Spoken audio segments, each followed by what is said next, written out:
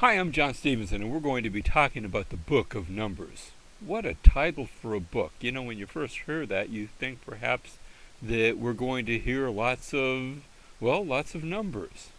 And yet, there's only 2 chapters that deal with the numbering of the people. That's not really what this book is about. Exodus ends with the construction of the tabernacle, and you remember God moves into the tabernacle and his presence fills the Holy of Holies.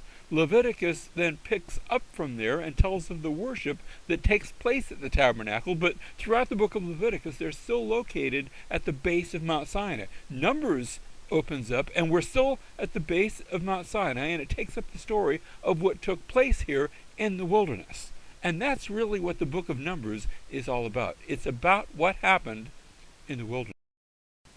Leviticus can be contrasted to Numbers, and that Leviticus is really about the believer's worship. It's how we do worship. It's how the Israelites were instructed to worship the Lord. The book of Numbers talks about the believer's work, what they did as they left Mount Sinai. They get ready to go into the promised land. They're going to fail. They're going to wander in the wilderness, and eventually they're going to get ready to go in. The next generation will get ready to go in a second time. In the book of Leviticus, the big idea is purity and holiness. In the book of Numbers, the big idea there is the pilgrimage, the journey, the wandering, the movement. In the book of Leviticus, it speaks to our spiritual position. In the book of Numbers, that speaks to our spiritual progress. The book of Leviticus tells us of the ceremony in the sanctuary. The book of Numbers tells us of the history in the wilderness. So you might have gotten the idea already that the book of Numbers is all about what happens in the wilderness. In fact, that's the Hebrew title of the book. The Hebrew title of the book is In the Wilderness. It's taken from Numbers chapter 1, verse 1, where we see that the Lord spoke to Moses in the wilderness. You know, the ancient Hebrew titles would always be taken somewhere from the first verse or even the first line of the manuscript of the Hebrew text. Seemingly probably the person who was looking to get that particular book out, you know, they were in scrolls, he'd start to open the scroll a little bit, he'd say, in the wilderness. Okay, that's what this book is. This is the book that took place in the wilderness. So the Lord spoke to Moses in the wilderness of Sinai in the tent of meeting on the first of the second month in the second year. Already a year has passed since they have come out of the land of Egypt. That year has been taken up in receiving the law, in hearing the instructions of the tabernacle, in building the tabernacle, in beginning all those worship processes that we read about in the book of Leviticus. And now they're ready to move on, almost. As they are here at the tabernacle, they've been receiving the instructions of the Lord, and the first chapters of the book of Numbers has a numbering of the people, but then it also has other preparations as they prepare for the journey, and they're going to be leaving the area of Mount Sinai as they go up toward the promised land, and the plan is for them to now get ready to enter into the promised land. Numbers chapter 6, verse 22, there's a delightful section there in these preparations where the Lord speaks to Moses, saying, speak to Aaron and to his sons, saying, thus you shall bless the sons of Israel. You shall say to them, and here's the blessing, the Lord bless you and keep you. The Lord make his face shine on you and be gracious to you. The Lord lift up his countenance on you and give you peace. A wonderful Aaronic benediction. That prayer, that blessing, is part of the very oldest copy of any of the scriptures that we have. It's known as the Silver Scroll Amulet. This little tiny piece of silver has inscribed on it those words of that blessing, and it dates all the way back to the 10th century BC, around the time of David and Solomon. It has these words, and this is, you know, older than the Dead Sea Scrolls, older than any other copy of Scripture that we have. This is the oldest portion of actual original copy that we have. Now, Numbers chapter 19, verse 15, or chapter 9, verse 15 says, on the day that the tabernacle was erected, the cloud covered the tabernacle. This is by way of review. The tent of the testimony, and in the evening it was like the appearance of fire over the tabernacle until morning. So by morning it would be by day, and by a cloud by day, and in the evening it would look like a fire. So it was continually. The cloud would cover it by day, and the appearance of fire by night. whenever the cloud was lifted from over the tent, afterward the sons of Israel would then set out. This was their marching orders. They would look at the presence of God. If God was moving, they would move, and in the place where the cloud settled down, there the sons of Israel would camp. At the command of the Lord, the sons of Israel would set out, and at the command of the Lord, they would camp. As long as the cloud settled over the tabernacle, they remained camped. And even when the cloud lingered over the tabernacle for many days, the sons of Israel would keep the Lord's charge and not set out. So they're going to follow the Lord. If the Lord doesn't move, they don't move. If the Lord moves, they move. They're going to follow the Lord through the wilderness to take them up toward the promised land. Whether it was 2 days or a month or a year, and that's what it's been up to this point, a year that the cloud lingered over the tabernacle, staying above it, the sons of Israel remained camped and did not set out. But when it was lifted, they did set out. And so ultimately, the clouds finally lifted, and they move up from Sinai toward Kadesh Barnea, and from here they are going to send out 12 spies who will spy out the land. They will be 12 representatives from each of the tribes of Israel.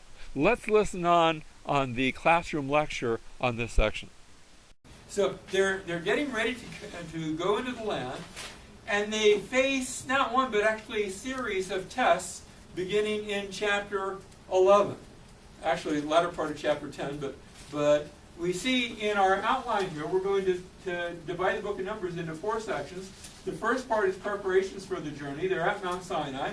Next, they're going to be going from Sinai to Kadesh Barnea. And they get there in Numbers chapter 11. As they're almost there, the tests begin. The first test is people are getting tired of the manna. Have you ever gotten tired of a certain dish, a certain type of food? Certain situation. Maybe. Well, in this case, it's food. God's been supernaturally providing for them for the last year. All they have to do is walk outside and pick it up, cook it, and it's ready.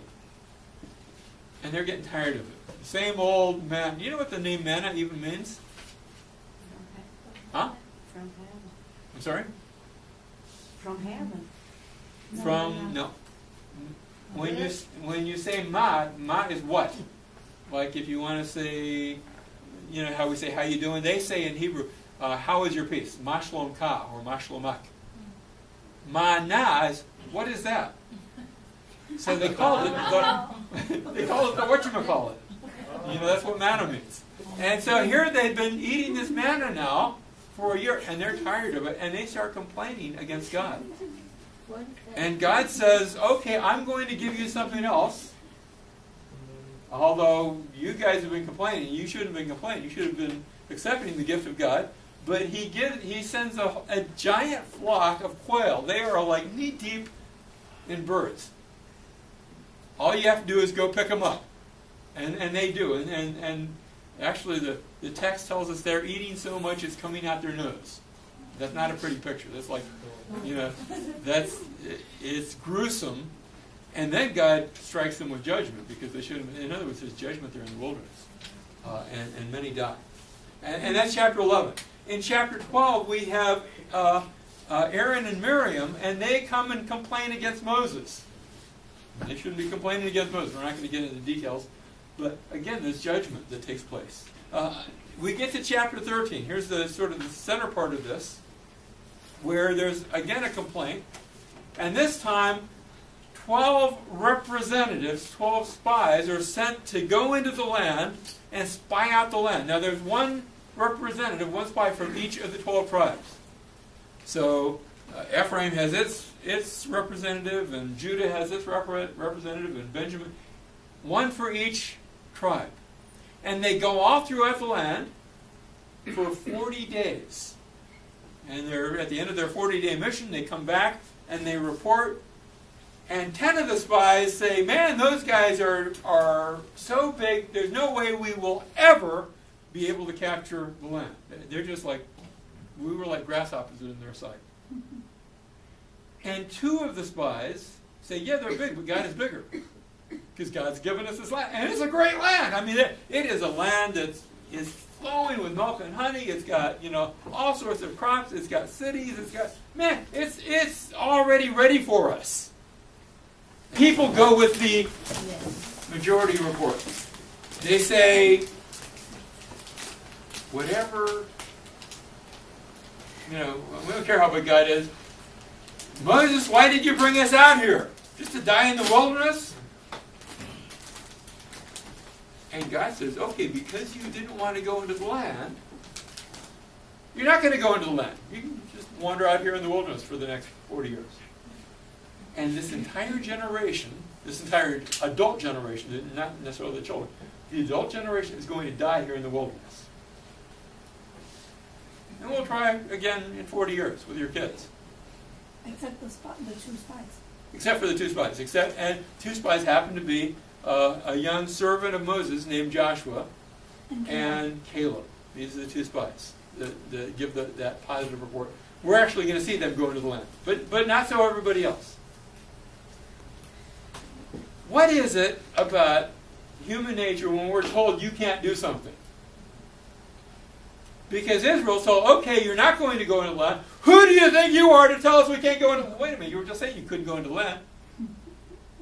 Well, we're going to go into the land. Moses says, don't do it. Well, and they try to go anyway. And they are defeated. And now they have no choice but to wander in the wilderness for the next nearly 40 years. And so we have, again, cry of the people, again, judgment, and this time defeat. These chapters from 11 to 14 sort of take us on a whole cycle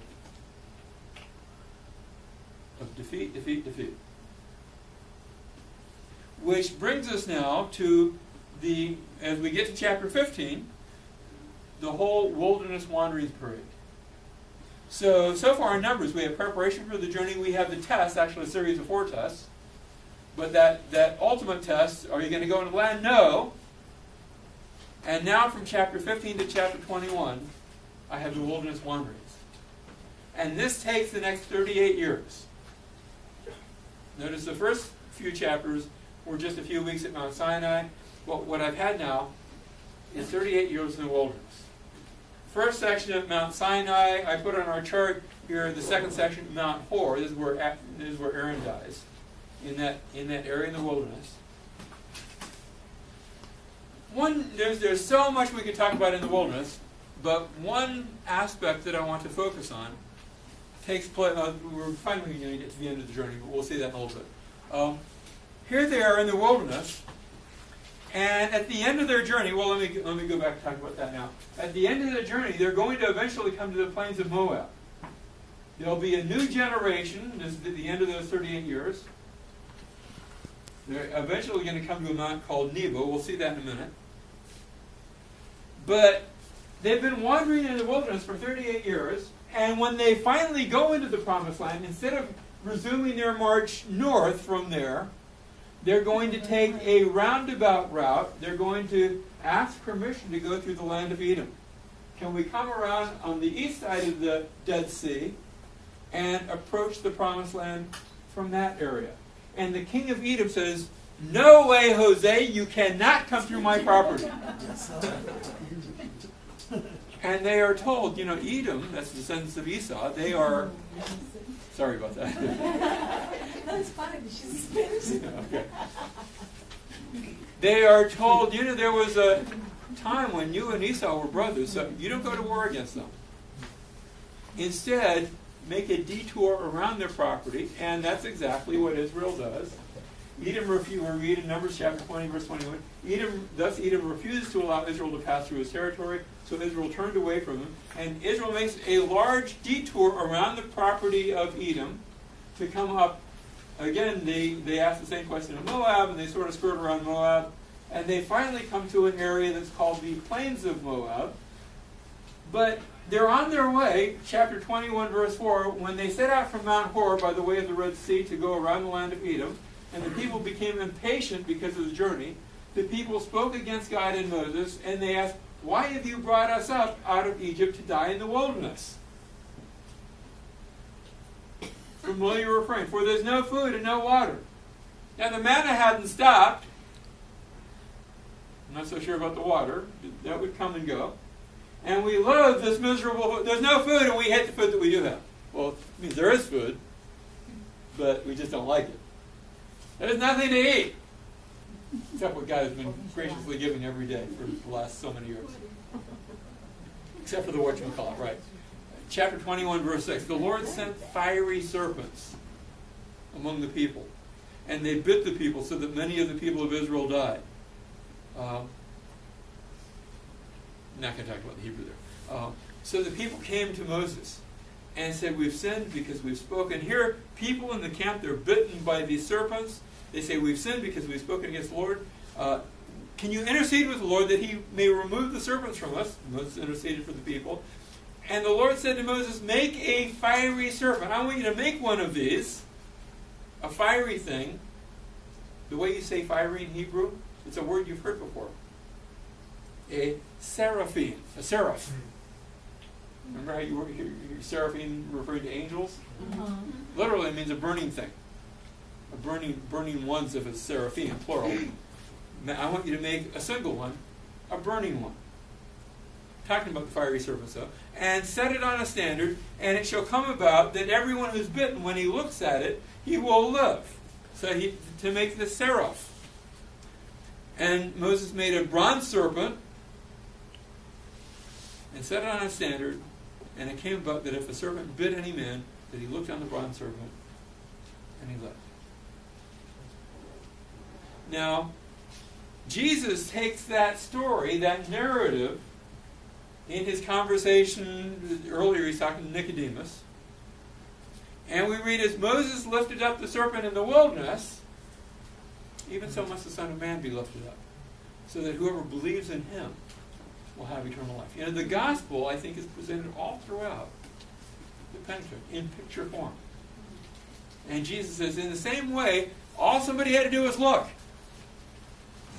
and they'd be healed. All someone has to do is believe the one who's been provided for our salvation. And we all, likewise, having been poisoned by sin, find our salvation in looking, in believing, in trusting in what he has provided for us. Okay, chapter 22, verse 1, then the sons of Israel journeyed and camped in the plains of Moab, beyond the Jordan, opposite Jericho. We're coming up here. We went around Moab. Now, Moab proper, the northern boundary of Moab, is this river known as the Arnon River. Big, sort of a canyon where the river's cut into that. It flows into the Dead Sea. But they've come to an area north of Moab called the Plains of Moab. It's not actually in Moab, but it still has that title. And the Israelites are coming to this location, and they're getting ready to enter the Promised Land. Now, they've skirted, but come uncomfortably close. Uncomfortable not for the Israelites, but uncomfortable for the king of Moab. There's all these Israelites, all these outsiders that are really close, and he doesn't like that. And so Numbers chapter 22, verse 2 and 3. Now Balak, the son of Zippor, he's the king of Moab, saw that all Israel, what they had done to the Amorites, there had been other groups that came and attacked Israel, and Israel had defeated them and had captured their properties. Verse 3, so Moab was in great fear because of the people, for they were numerous, and Moab was in dread of the sons of Israel. And so he sent messengers to a prophet living way up north, Balaam, the son of Beor, at Pethor, which is near the river. When you talk about the river, you're talking about the Euphrates, way up in Mesopotamia, which is near the river in the land of the sons of his people, to call him, saying, behold, the people came out of Egypt, behold, they covered the surface of the land, and they're living opposite me, and can you come and do something about it? And so he sends up to Pethor, up to that city by the Euphrates River, and he hires this prophet for hire, this prophet for profit, who's going to be hired to come down. Can you maybe come down and do a prophecy against these people? Maybe sort of put a curse on them. We've heard that you've got great ability. Can you come and do it? Now, therefore, please come curse this people for me. Since they are too mighty for me, they're too big for me, perhaps I may be able to defeat them and drive them out of the land. For I know that he whom you bless is blessed, and he whom you curse is cursed. Have I heard this kind of language before? Yes. That's word for word what God spoke to Abraham. The one who blesses you all bless, the one who curses you all curse. Last week. Yeah. And Balaam is from that area, not from the same city, but from that general area from which Abraham had come. And I don't know if the king of Moab thinks, well, maybe it'll rub off on him or something. I don't know. But he hires Balaam to come down, using language that's very reminiscent of Genesis chapter 12, verse 3. I'll bless those who bless you, the one who curses you, I will curse. And so Balaam, this prophet for prophet, comes down, and he's hired to curse the Israelites. Now, on his way down, he has this encounter, and Balaam, for all of his spiritual insight, his donkey ends up showing more spiritual insight than he does. He actually has an encounter with an angel, and the donkey sees it before Balaam does. And you actually have one of the very first instances of speaking in tongues. Because the donkey speaks in a language, instead of speaking donkey speech, the donkey's mouth is open supernaturally. Don't go talking to donkeys, it doesn't work. But this is a supernatural occurrence where suddenly the donkey can speak in a language other than donkey speak. And he speaks to Balaam, and the funny part is that Balaam's actually talking to his donkey. It's not saying, why are you speaking? It's a little on the bizarre side. But he has this angelic encounter where the angel of the Lord comes and says, Balaam, you go ahead, I'll let you go, but you only say what I tell you to say. You don't just speak on your own initiative. And Balaam gets the message, and so he goes on down, and he meets with Balak, the king of Moab, and he gets down there and he gives a prophecy. And and Balak's got it all arranged. It's all set up with a sacrifice and the altar and all these things. And okay, you're ready for your curse. And Balaam says, he pronounces a blessing upon Israel. And Balak says, no, you're doing it wrong. You're here to curse. Maybe we've got it, the wrong accoutrements. Maybe you might not be hearing. Let's move you to a different location. We'll change churches and see if you. And again, Balaam pronounces a blessing on Israel. And Balak's beside him said, I didn't bring you down here for this. And in that blessing, there's one of them in particular I want you to see, because I think this is messianic. In the midst of these blessings, Balaam says, I see him, but not now. I behold him, but not near. A star shall come forth from Jacob. A scepter shall rise from Israel. Amen. Now, short term, a scepter eventually is going to be a king in Israel, like Saul and David and Solomon. But this reference to a star? You see, 1,400 years later, there's going to be a bunch of other Gentiles from the east that are going to show up in the Promised Land, going to show up in Jerusalem, the capital of Israel, and they're going to say, hey, we saw his star in the east of the scepter, and we've come to worship him. And I don't know for sure, but I can't help but wonder, maybe this prophecy made its way back to Mesopotamia and was remembered 1,400 years later by a bunch of wise men, a bunch of magi, who in Matthew chapter 2 come to worship Jesus. It strikes me that it's echoed here in the words of Balaam. Well, it'd be nice if that was the end of the Balaam story, but it's not. Subsequent to this, after this, Balaam gives some counsel, and he says, Numbers chapter 31, verse 16, Behold, these caused the sons of Israel through the counsel of Balaam to trespass. What Balaam says to Balak, he says, look, you can't beat them. You can't curse them. But what you can do is you can get God to curse them. You can get them to do things they shouldn't be doing.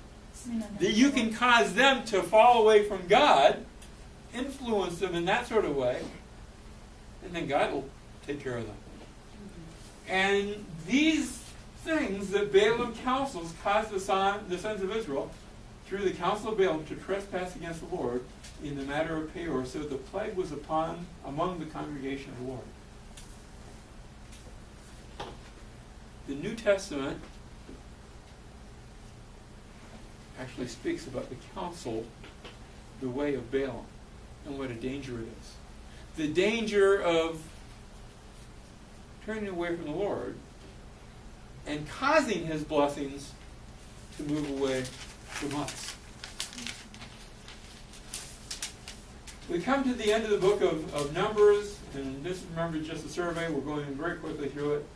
And 2.5 tribes, Reuben, Gad, and half of the tribe of Manasseh, I'm not sure how they figured out which half, they say, the land here is really nice. We've, here on the east side of the Jordan River. Tell you what, Moses, we'll stay here. You guys can cross the Jordan, have all the promised land, and have our part. We'll just take this part. We'll relax. Huh? Go ahead, say it. No, I'm just coming. That's fine. Yeah, we like what we see here. I always knew about the story, and then quite a few years back, Paul and I had opportunity not just to go through Israel, but to be in modern-day Jordan. And we were there on around the area that's known as Mount Nebo, Mount Pisgah, that place where Moses died, where he could stand and look at the promised land. And we stood there and looked at it, and we looked at it and we went, yeah. Because when you're standing here, what you can see is all the east side of these mountains, and it all looks like barren wilderness. Unless you go up to the top of those mountains and look on the other side. And you go up, the road from Jericho all the way up to Jerusalem, and you get up to the top of the mountain ridge, and you look on the other side, and oh, this is nice. This is nice and lush and fertile, but you can't see that from the eastern side. These 2.5 tribes, they were going by sight, not by fish. They were saying, if that's the promised land, we don't want it. Looks a lot better over here. And Moses says, okay, you can take this as your inheritance, but when we cross over, you have to cross over and fight for the land, even though you're not going to get it. So you're going to fight for the land, you're going to see the land, but you're not going to get it because you gave up your inheritance.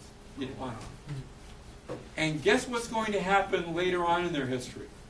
Later on in their history, whenever an invader comes, it's going to come to this eastern side first. We'll be reading about that time and time again. They will be separate and distinct, not in a good way, in a bad way, from Israel. After a while, they're going to start pronouncing their Hebrew a little bit different. We'll see that in the book of Judges. And by New Testament times, this area won't be called Israel anymore. It will be called the Decapolis, the 10 Greek cities. Won't even be considered Jewish at all, because they give up their inheritance, settling for second best, settling for what they can see instead of what God promised.